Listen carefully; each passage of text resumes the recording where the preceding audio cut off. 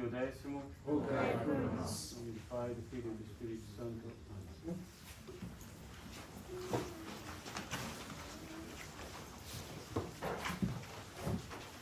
Então, como lhes disse, vamos começar um curso de catecismo, um catecismo apologético sobre o Credo e o Concílio Vaticano II. Esse concílio devemos conhecer não para amar, mas para detestá-lo. Porque foi o maior desastre da Igreja e, como vai dizer Monsieur Lefebvre, foi a Terceira Guerra Mundial. Ele tinha visto duas. Ele havia visto a Primeira Guerra Mundial e depois ele viu a Segunda Guerra Mundial e viu a Terceira Guerra Mundial, que foi o Concílio Vaticano II. Foi a destruição da vida católica. Destruição da Igreja. Então, esse catecismo, primeira coisa, devemos começar pela fé. O que é a fé, o que é o símbolo que é o credo. Então vamos começar a explicar isso, depois veremos sobre Deus, também veremos a demonstração racional da existência de Deus, que é um primeiro tema, mas isso vai ficar para as outras vezes que eu vier. A natureza e as perfeições de Deus, a exposição do mistério da Santíssima Trindade, isso tudo nas primeiras palavras do Credo, uma análise do ato criador de Nosso Senhor. Vamos ver também os anjos, essas criaturas que Deus cria para o seu serviço e também para ajudar-nos. Então, a primeira coisa, a principal ciência de um cristão e um católico se estriba no conhecimento das verdades sobrenaturais que Deus revelou. Ou seja, as verdades mais altas que nós temos neste mundo. O conhecimento que é necessário para alcançar a eterna salvação. Se nós não conhecemos a Deus, nós não salvamos a nossa alma. Não vamos para o céu. E estas verdades são essenciais de nossa fé e foram resumidas pelos apóstolos no Credo. Por isso que nós chamamos o Credo dos Apóstolos. Diz a tradição que cada apóstolo fez um artigo do Credo. Por isso que se chama o símbolo apostólico, o símbolo dos apóstolos. Depois nós vamos ter o símbolo constantinopolitano, o sino niceno, e na missa vamos ter o símbolo niceno-constantinopolitano, ou seja, uma junção dos dois. Quando havia uma heresia, abria mais o leque do credo. Então, cada um desses credos que nós temos é uma abertura do leque do credo dos apóstolos. A gente abre o leque. E é verdadeiro fundamento e norma de toda a nossa crença, ou seja, conhecer o credo.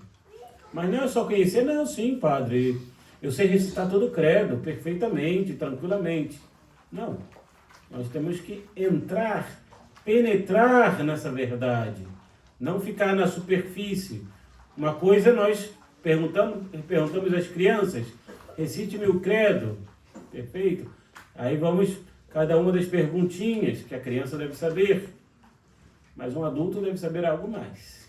Não só aquelas perguntas básicas do primeiro catecismo, que creio que se eu fizesse uma prova que não sei se todos passariam, né, perguntar o que é a graça, quais são os sacramentos, não sei, está no primeiro catecismo da doutrina cristã. E a palavra símbolo com que denominamos esta profissão de fé significa, ao mesmo tempo, uma síntese da verdade cristã, uma síntese da doutrina católica, um resumo e uma senha. Uma senha, como no computador. Eu tenho que colocar minha senha lá para poder entrar. Assim também o credo é uma senha. Quando os catecúmenos eram batizados adultos, o credo era uma das últimas coisas que eles aprendiam, que era a senha do cristão. Então, quem sabia o credo era verdadeiro cristão, verdadeiro católico. E por isso é ao mesmo tempo uma síntese de nossa doutrina católica, da nossa fé, e uma senha com que nos distinguimos de todos os que não são católicos, ou seja, um sinal autêntico de nossa identidade católica. Só o católico crê em todas as verdades que está contida no credo. O que é um herege? Um herege é aquele que escolhe. Ah, não, essa verdade aqui, muito bem, perfeito. Não. Essa verdade aqui eu tiro porque não é boa para mim, não vai contra minha maneira de ver, minha maneira de estar, não. Então, um herege, ele vai escolher isso sim, isso não, isso sim, isso não. Por isso que é um herege. O credo é uma síntese e fundamento de nossa fé. É a verdadeira síntese de nossa fé, porquanto resume tudo que cremos. Cremos em Deus Pai, que criou tudo. Nada neste mundo veio assim da ameba, da água, foi criado por Deus. Uma formiga foi criada por Deus, uma árvore foi criada por Deus. Cremos também no Deus Filho, que se encarnou nas entranhas da Santíssima Virgem, sofreu, foi crucificado e se entregou completamente para a glória de seu Pai.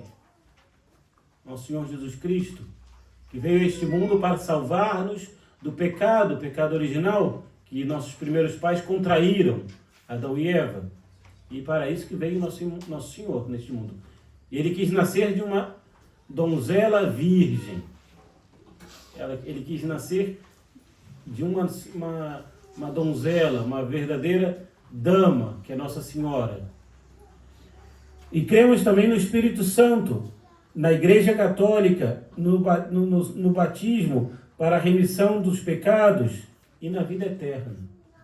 Como lhes dizia hoje, o Espírito Santo é o responsável por nossa santificação, pela santificação da nossa alma. Por isso que o artigo sobre a igreja vem logo depois.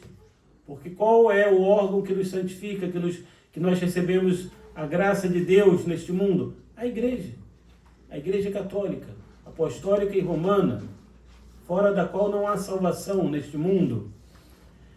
E ele também é o que nos dá o batismo, o Espírito Santo, a graça santificante. Pelo batismo nós recebemos a graça. E sem a graça, nós não podemos ir para o céu. E creio também na remissão dos pecados. Quando nós recebemos o sacramento da confissão, por exemplo, estamos sendo perdoados nossos pecados, estão sendo perdoados nossos pecados por virtude do Divino Espírito Santo. E na vida eterna. Nós chegamos na vida eterna por obra de Deus, Nosso Senhor, obra do Espírito Santo. Quando nós temos a Deus em nossa alma, pela inabitação, nós podemos ir para o céu, se morremos assim. Isto é o que Deus fez por nós, pobres criaturas e pobres pecadores, e é o resumo de nossa fé que expressa a grande caridade e o grande amor de Deus, ou seja, uma misericórdia. Deus, Nosso Senhor, não deveria fazer isso por nós. Não era devido à nossa natureza. É uma pura misericórdia de Deus. Pura. Não há outra explicação. Nosso Senhor se teve misericórdia de nós e nos salva. E por isso o credo também tem de ser a base de nossa fé e de toda a nossa vida espiritual. Cada vez que rezamos ou cantamos o credo, sentimos chamados e convidados a empreender uma orientação mais profunda e verdadeira a amar a Deus e dar-lhe graças e fazer todas as coisas para seu amor, para sua maior honra e glória. Não é um canto puramente bonito, o credo. Deve sair do nossa alma. Deve verdadeiramente dar graças a Deus por tantos benefícios que nos concedeu. E o credo também é uma verdadeira senha do cristão. O credo não só é o resumo de nossa fé, um belo resumo da nossa fé, mas também uma verdadeira contrassenha, uma verdadeira senha da mesma. Nos primeiros tempos de cristianismo, e ainda na época do mesmo Santo Agostinho, era o credo uma fórmula secreta, que se recitava oralmente aqueles que iam ser batizados, juntamente com a oração do Pai Nosso, uma semana antes do batismo. Quando nós batizamos adultos, também existe isso. Nós pedimos, reze o Pai Nosso, reze o credo. No batismo também de crianças, o que nós fazemos quando entramos na igreja? Vamos rezando o Pai Nosso e o credo. Porque é o que Nosso Senhor nos ensinou a rezar, como Nosso Senhor nos ensinou a rezar, porque sem a oração nós não podemos chegar ao céu. E recitamos também o credo, porque se nós não cremos naquilo que Deus, Nosso Senhor, nos revela, também não podemos ir para o céu. Se nós escolhemos isso sim, isso não, não podemos ir para o céu. E desta maneira passava a ser a credencial do novo batizado, pela que podia ser conhecido de todos os demais, pela qual ele mesmo podia detectar os falsos cristãos que adulteravam a crença da igreja, as heresias.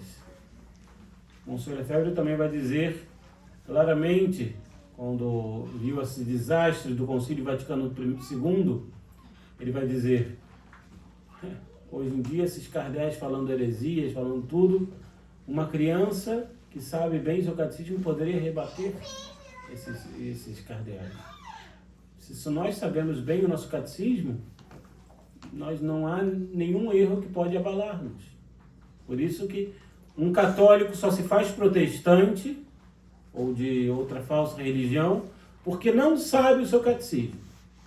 Se soubesse o seu catecismo, não se faria protestante. Não se faria de outra falsa religião. Mas como não se sabe, então é levado pela corrente, seja de suas paixões, seja de sua ignorância, para todos os lados. E dizemos também, hoje o credo é uma verdadeira senha de nossa fé, porque só o católico crê o que nesta breve fórmula professamos.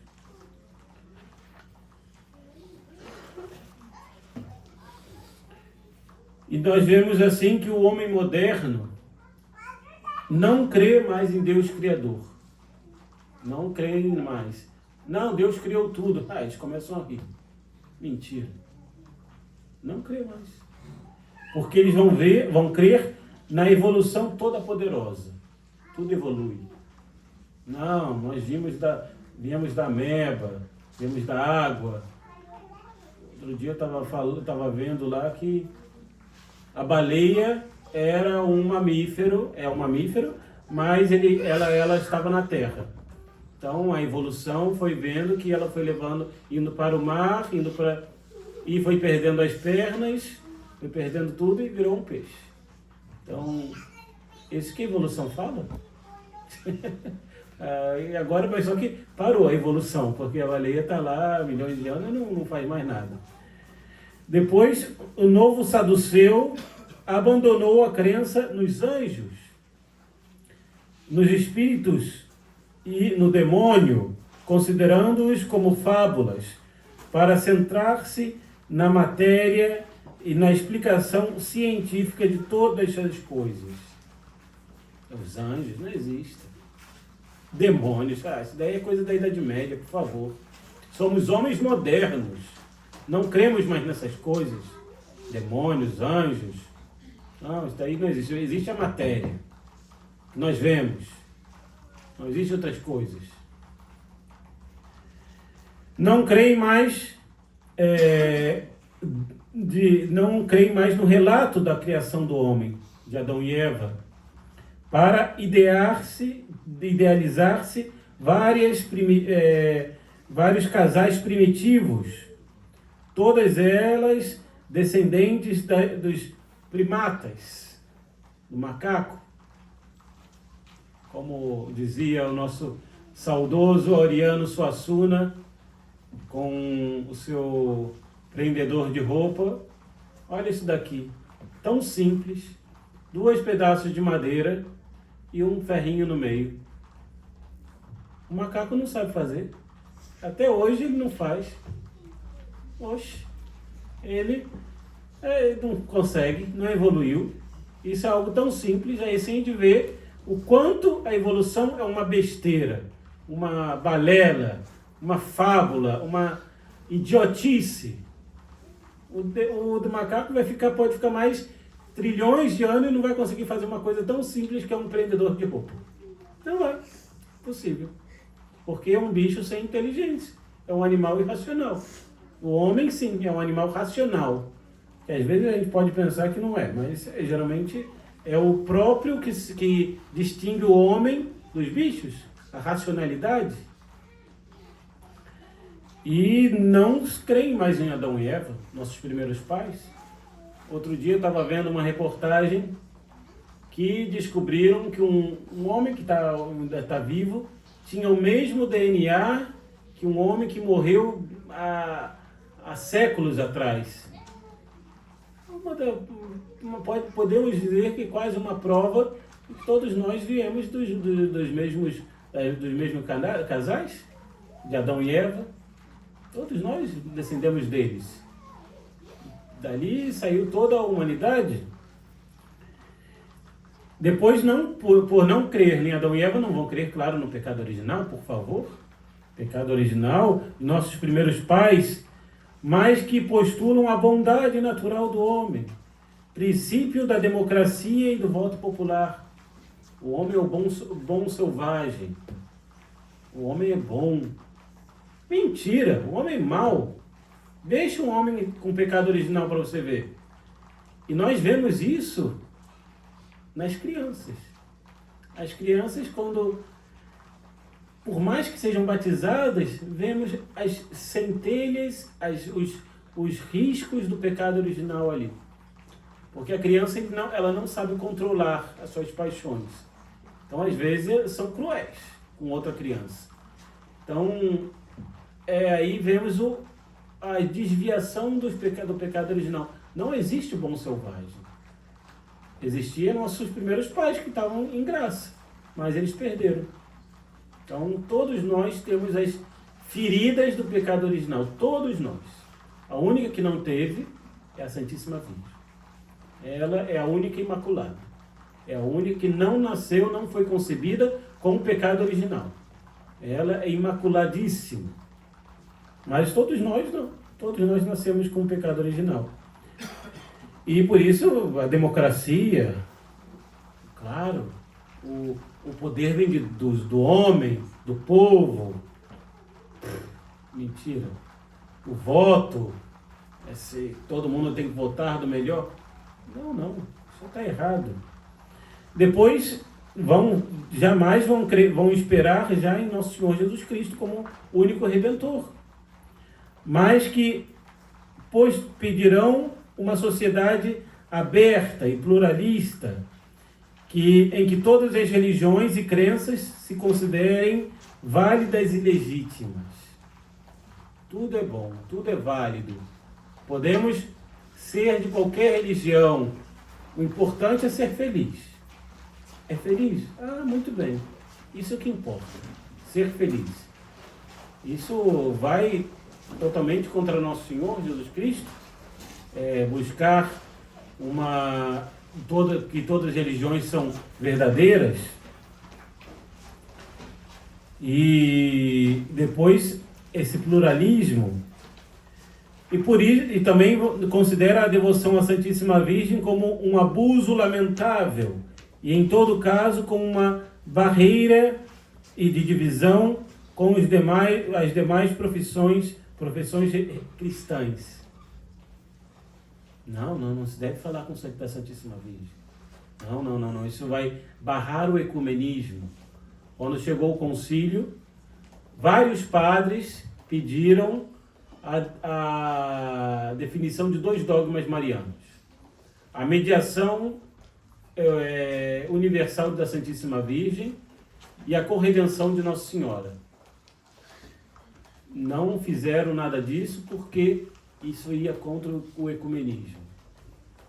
A mesma coisa pediram a João Paulo II, que dizem, um Papa tão mariano. Ele, não, isso não está na hora, porque senão vai contra o ecumenismo. Então não definiram, não quiseram dar uma glória à Santíssima Virgem, se negaram a isso. Isso tem consequências graves. Depois se converteram o sacrifício de Nosso Senhor, renovado na Santa Missa, e uma ceia festiva, como sinal solidário de Jesus Cristo com nós e de nós com nossos irmãos.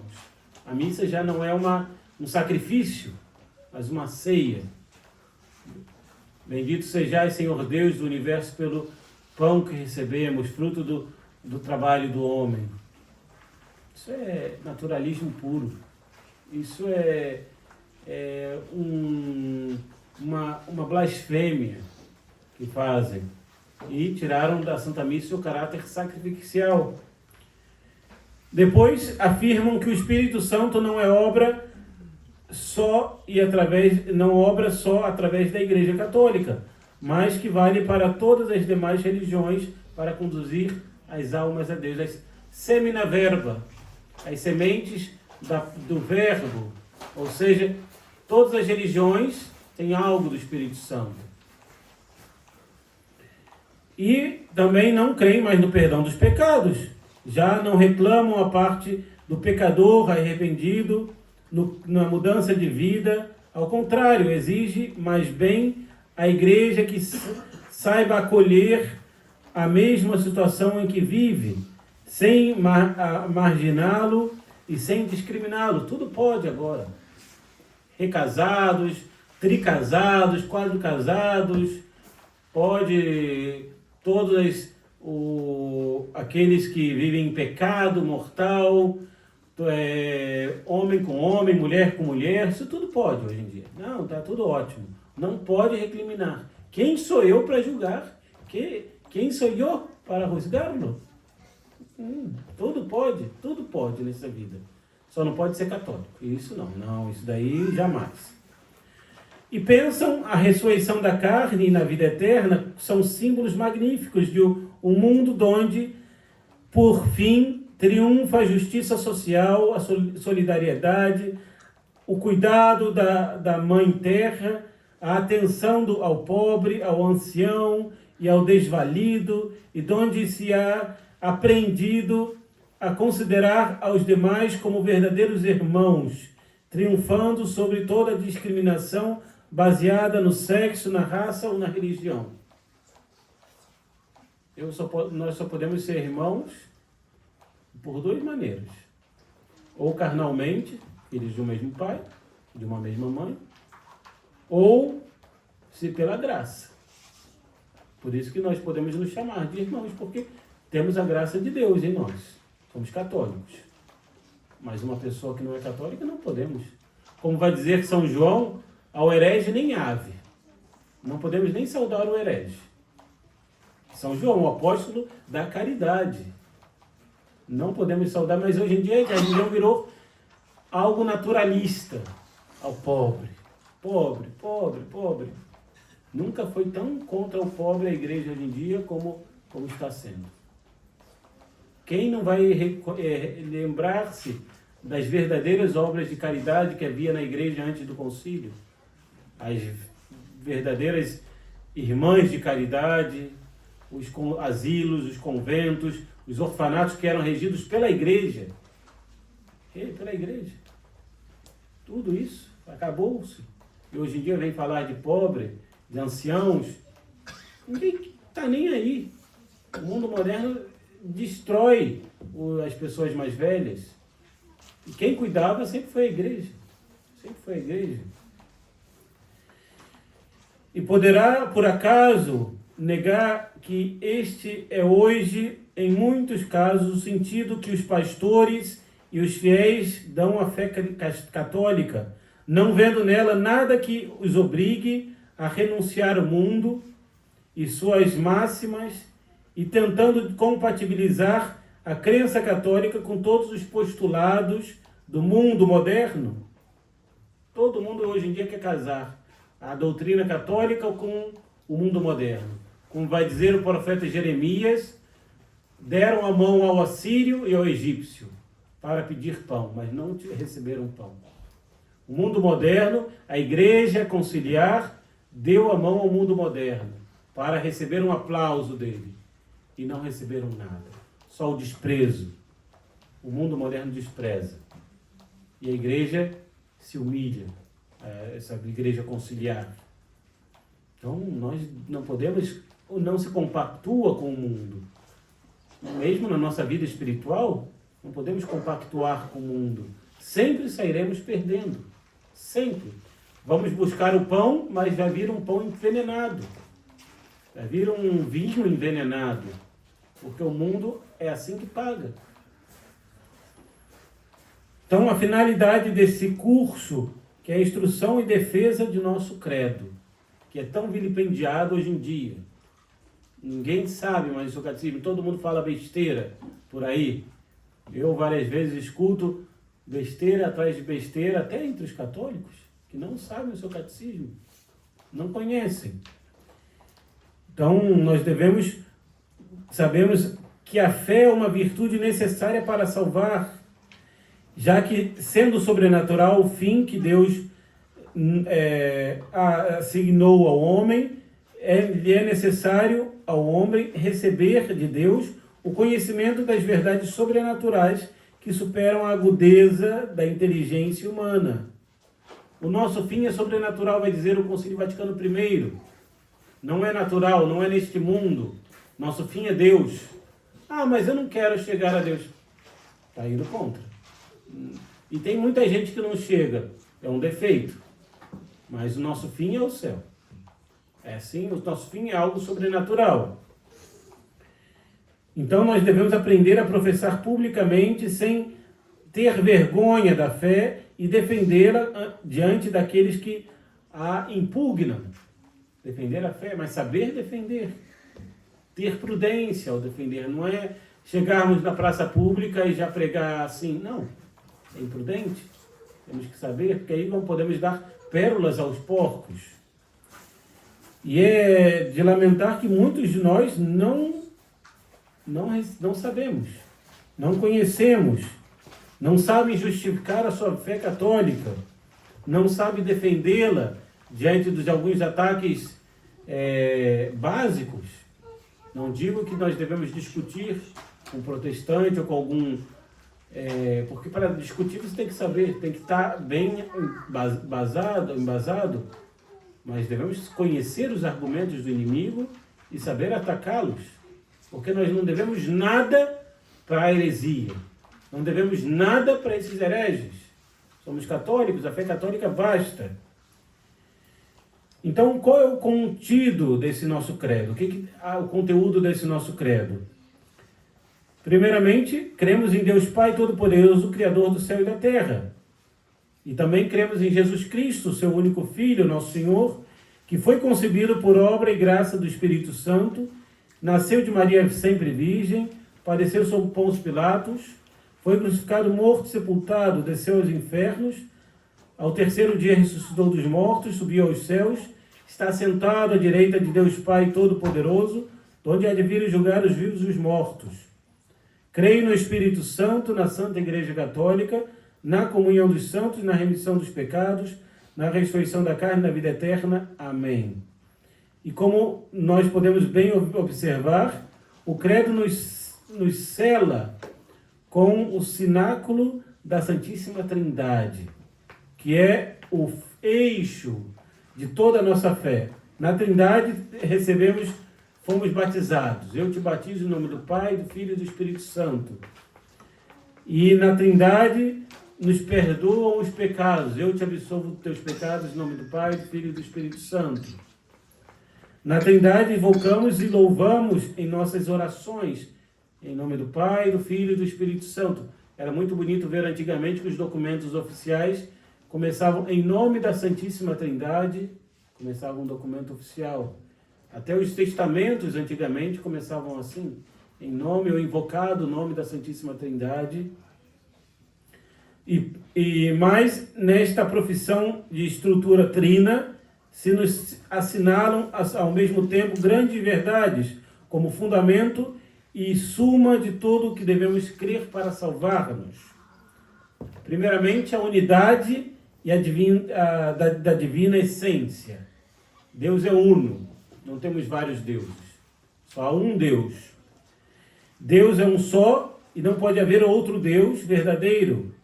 E Nosso Senhor vai falar com o povo de Israel: escuta, ó Israel, o Senhor, nosso Deus, é um só. Eu sou o primeiro e eu sou o último, e fora de mim não existe Deus algum. E logo, na unidade da essência, a trindade de pessoas. Então, há um só Deus, em três pessoas divinas: o Pai, o Filho e o Espírito Santo.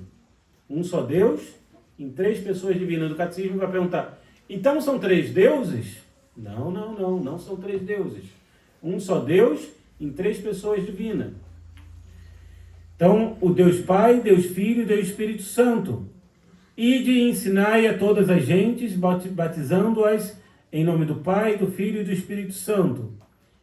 E, finalmente, as operações que a cada uma das três divinas pessoas se atribui por alguma razão particular, a saber, a obra da criação na pessoa de Deus Pai.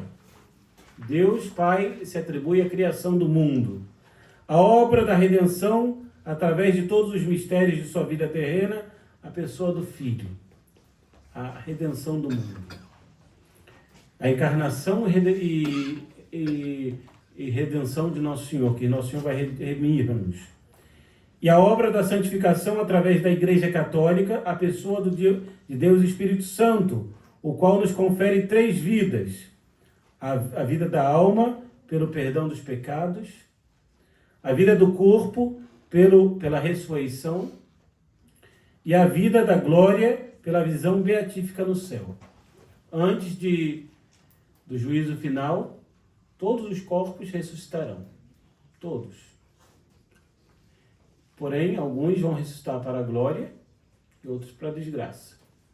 Os condenados vão ressuscitar para a desgraça, seus corpos todos disformes. E os corpos, os santos, vão ressuscitar para a glória, com seu corpo glorioso. Vamos ressuscitar na idade de Nosso Senhor Jesus Cristo, na plenitude de Cristo, aos 33 anos.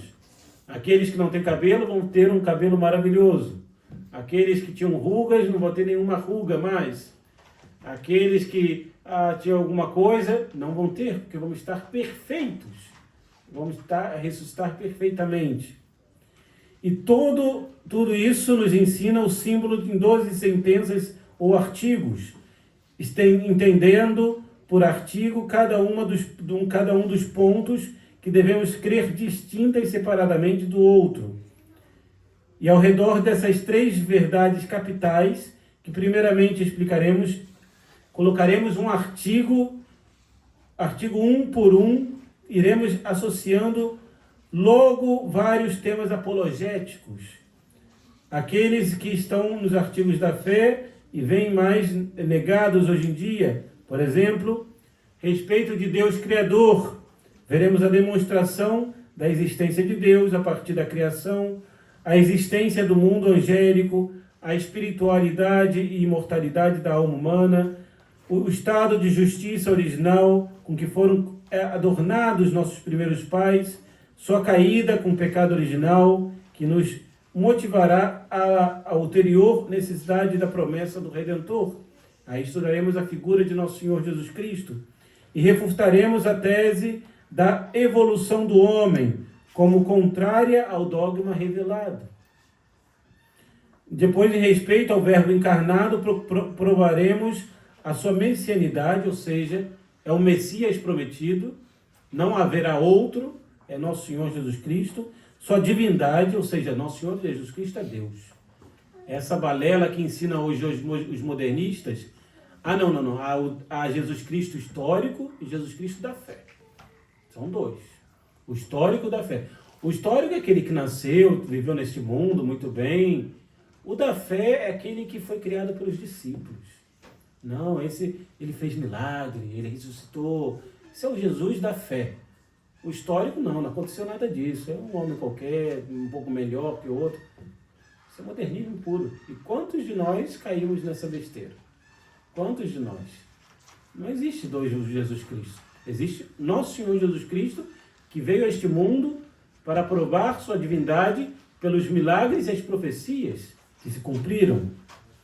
E ele mesmo respaldou a sua missão divina. Igualmente, falaremos do papel de Maria Santíssima junto a nosso Senhor Jesus Cristo na obra da redenção e do culto que, por isso, se tributa à Igreja e o povo cristão. O culto devido a Nossa Senhora, a Santíssima Virgem. E a respeito ao Divino Espírito Santo, veremos os rasgos essenciais de sua missão e as notas da Igreja Católica, de que ele se vale para santificar-nos. Só a Igreja Católica é una, é santa, é apostólica e católica. Só a Igreja Católica é assim. Não há outra. E com essas notas podemos distinguir a Igreja verdadeira das falsas. Porque nenhuma outra é una, santa, católica, apostólica. E São Pio X colocava perseguida. A igreja sempre foi perseguida. Desde o começo e vai ser perseguida até o fim do mundo. Vai ser sempre perseguida. E refutaremos as novidades incríveis do Concílio Vaticano II, tudo ele resumidamente em uma só ideia, uma nova e falsa formulação ou definição da igreja. O que vai dizer o Vaticano II? É o novo Pentecostes. A gente nunca parou para pensar numa coisa dessa. Amanhã vamos festejar o Pentecostes, que foi a promulgação da Igreja Católica. Nosso Senhor já tinha fundado, mas vai ser promulgada ao mundo inteiro. Vão sair os apóstolos a pregar pelo mundo inteiro sobre essa igreja. Então foi promulgada. Se os padres conciliares chamam a igreja, o Vaticano II como novo Pentecostes, então logo há uma outra igreja. Uma outra igreja que não é a Igreja Católica. Não é de Nosso Senhor Jesus Cristo. E ensina coisas erradas contra Nosso Senhor Jesus Cristo. Uma igreja que tem uma nova missa, que é uma missa que ofende gravemente a Nosso Senhor. É uma igreja que tem novos sacramentos, muitos deles inválidos, que ofende a Nosso Senhor Jesus Cristo. Uma nova igreja que tem novo catecismo, que não é o catecismo de Nosso Senhor Jesus Cristo. Uma nova igreja que tem um novo direito canônico, que é o Vaticano II em leis, o liberalismo em leis, que não é o catecismo católico, o direito canônico católico. Uma nova igreja que tem uma nova evangelização, um novo rosário, tem tudo novo, mas não de Nosso Senhor Jesus Cristo. Então, isso que nós devemos refutar. Vamos ficar por aqui, os senhores meditem, e na próxima vez vamos ver o primeiro artigo do Credo, que é: creio em Deus Pai Todo-Poderoso, Criador do céu e da terra. Não sei se os senhores têm alguma dúvida, alguma pergunta, alguma coisa. Não é necessariamente... Tem a ver com o que o senhor falou, mas eu creio que o senhor com a resposta vai esclarecer a dúvida de muitas pessoas aqui. Eu vou ser direto. Exatamente. Eu ia colocar uma argumentação, mas eu vou ser direto. Se pode ir à missa de sede vacantes? Por que você pergunta isso? Porque o Padre Leandro Neves vem a Blumenau. Sim. E tem algumas pessoas que vão à missa lá. Não é o meu caso, evidentemente. E qual o problema? Não, só estou perguntando se pode. Vai de cada um. É um padre católico, estudou comigo no seminário. Mas o fato de eles não colocarem a intenção do Papa no cânon, eles tiram. É um padre católico. É um padre católico. Se não quer ir, vai, mas é um padre católico. Tem os sacramentos válidos. Então, cada um escolhe, cada um sabe. Vou dizer que nem sim, nem que não. Cada um sabe. É um padre católico, eu respeito esse padre. Ele recebe santos óleos de Dom Tomás de Aquino. Ele pergunta muitas coisas de Dom Tomás de Aquino. Dom Tomás de Aquino gosta muito dele. O que mais posso dizer? Isso eu já não sabia. Alguma outra pergunta? Padre, sobre antes do Concílio Vaticano II, o sacrário ele ficava escondido da igreja ou na mesa do altar sempre? Por exemplo, aí temos que distinguir uma coisa. Nas paróquias, sempre o sacrário está no centro.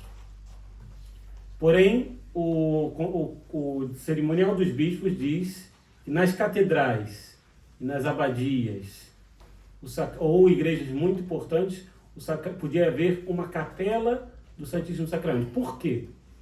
Porque havia algumas cerimônias em que o bispo ou o abade tinha que ficar de costas para o altar e não era conveniente que estivesse Nosso Senhor. Então, pode ver que nas catedrais antigas nunca está o Santíssimo diante. Sempre tem uma capela à parte.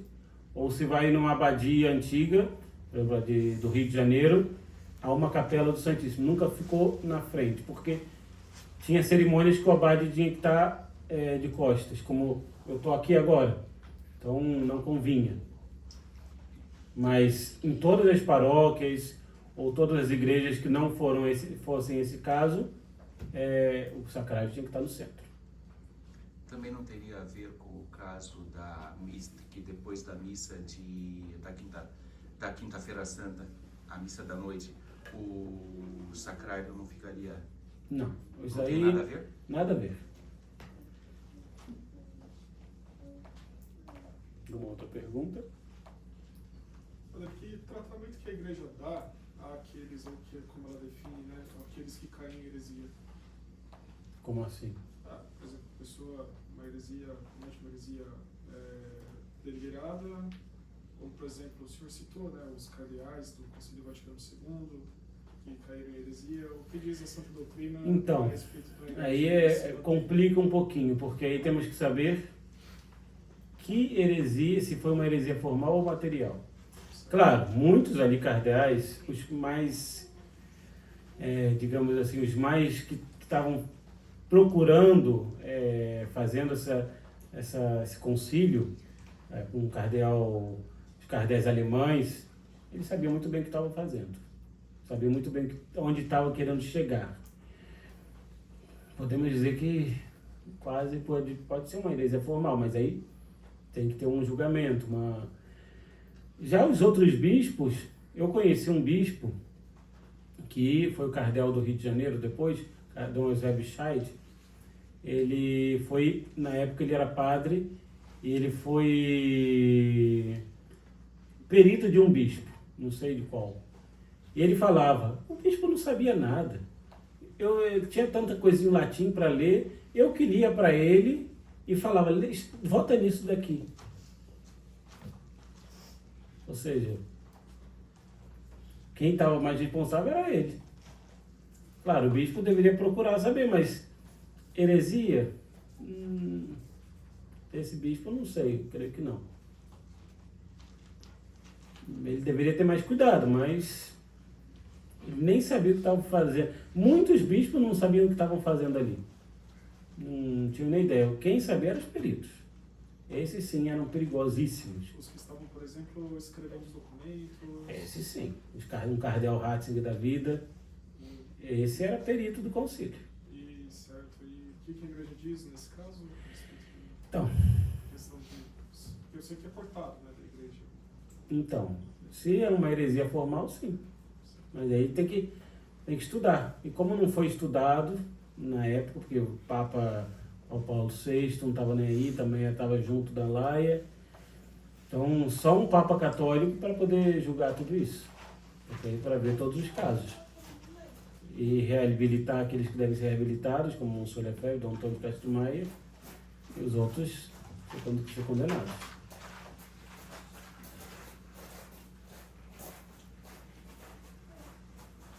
Padre, uma dúvida bem didática. Alguma fonte histórica ou algum historiador conhecido que tenha algum relato, uma prova assim histórica mesmo? Claro, a gente sabe que a tradição para nós já é suficiente, mas para nós católicos, mas a partir do momento que eu vou conversar com alguém que não seja católico ainda, esteja interessado na doutrina católica, mas quando eu argumentar, cada apóstolo se levantou e cada um disse um artigo, né? Isso é uma questão para nós católicos muito tranquila, mas mas onde está a fonte?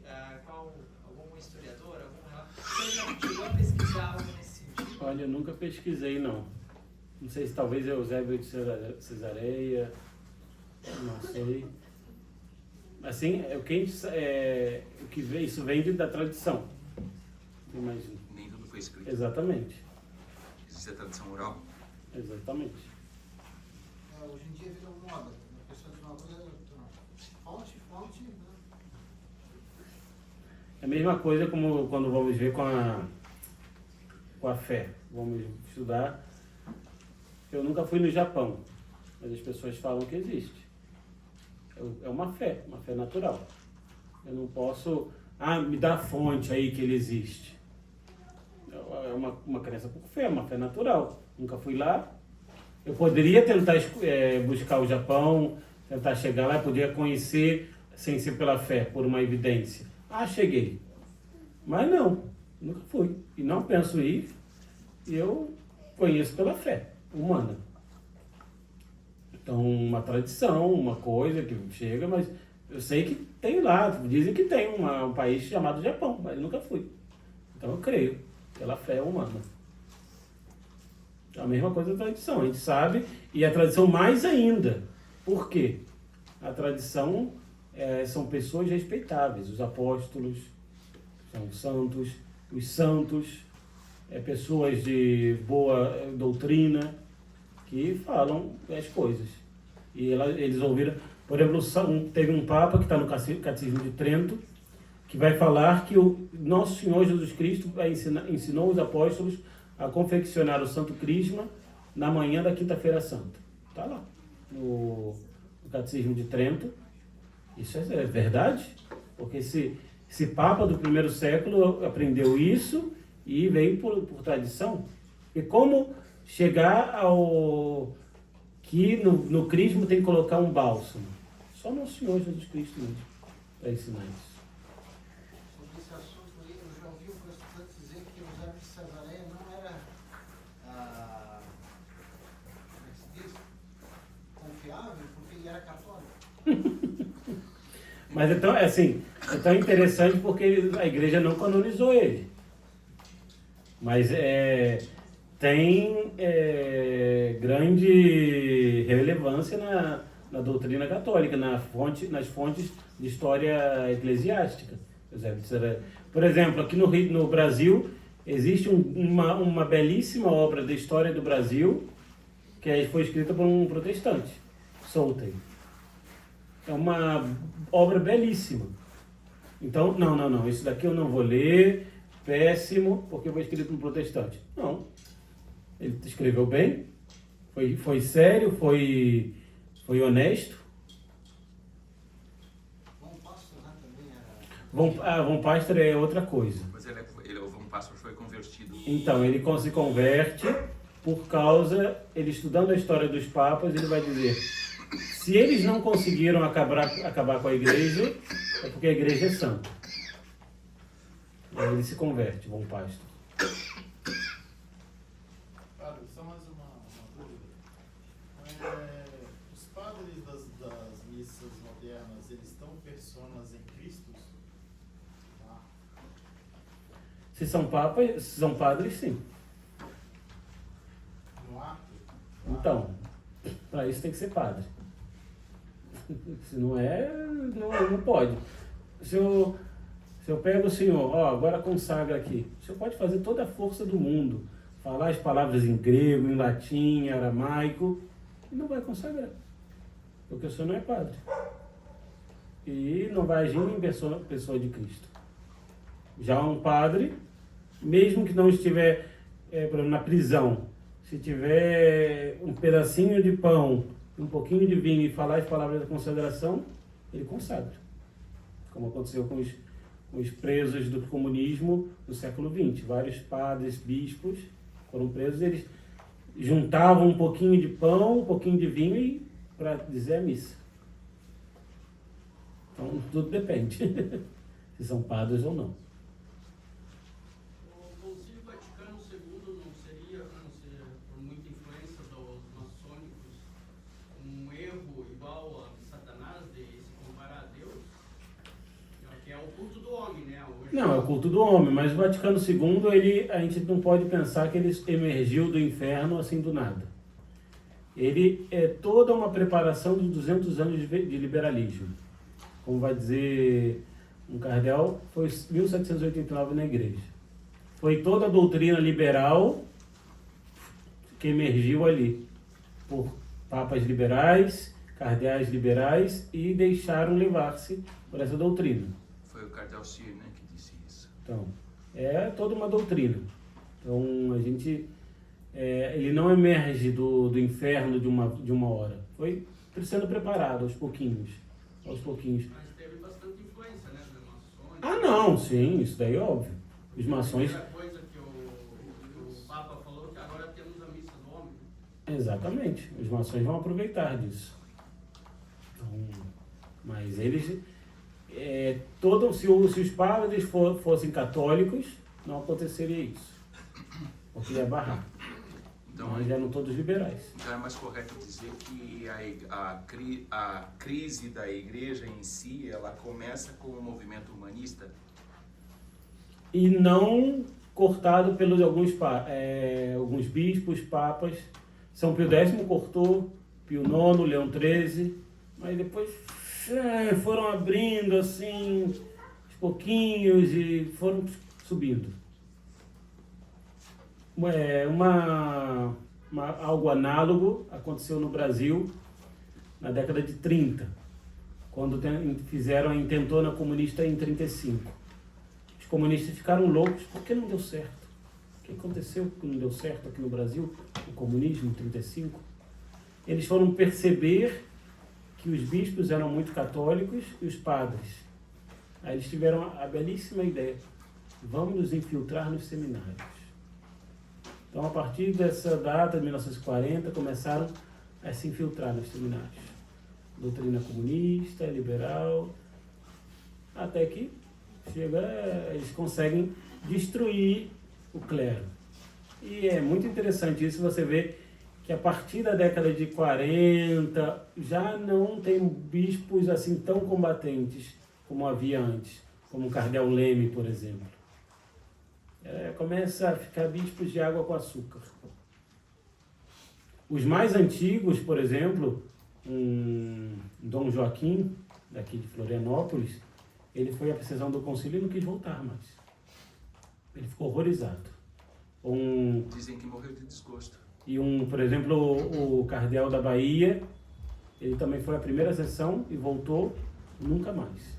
Então estão protestantizando a igreja. Tem outro bispo que foi de uma diocese. Depois do bispo de Bragança Paulista. Exato. Também a mesma coisa.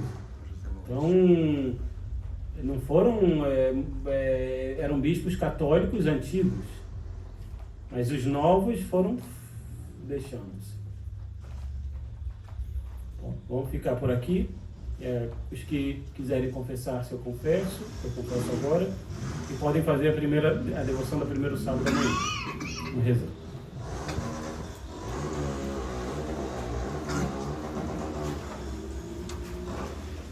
Pai, Filho e Espírito Santo, amém. Ave Maria, cheia de graça, o Senhor é convosco, bendita sois vós entre as mulheres, e bendito é o fruto do vosso ventre, Jesus. Santa Maria, Mãe de Deus, rogai por nós, pecadores, agora e na hora de nossa morte. Amém. São José, Rogai por nós. Pai, Filho e